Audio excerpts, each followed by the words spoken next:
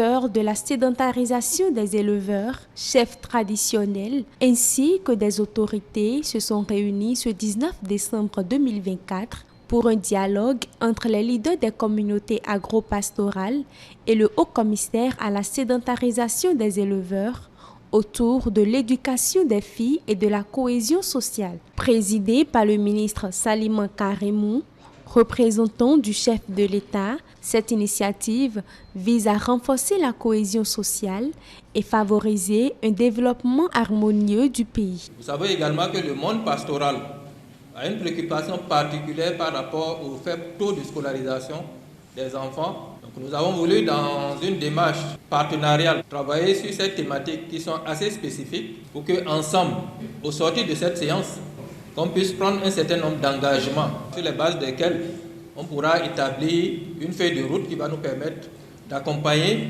le gouvernement de façon générale dans la politique de développement de notre pays. Ousmane Niang, représentant de l'UNICEF Bénin, rappelle ici l'objectif de cette séance.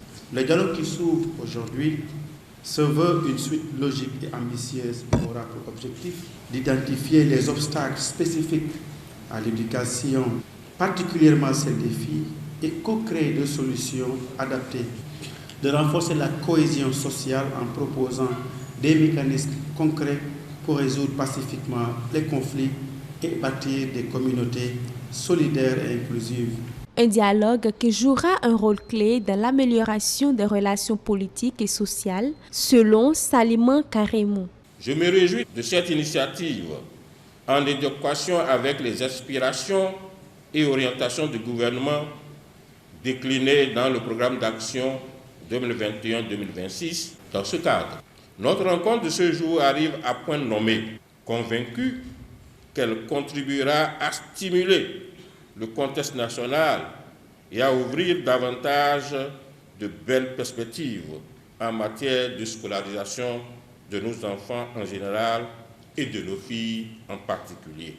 C'est sur ces mots de remerciement que je déclare officiellement ouvert ce dialogue initié par le haut-commissaire à la sédentarisation des éleveurs. Le dialogue entre les leaders des communautés agro-pastorales et le haut-commissaire à la sédentarisation des éleveurs s'étend sur 2 jours. Au cours des travaux, les participants auront à échanger sur les voies et moyens pour assurer une meilleure éducation aux enfants depuis le bas âge.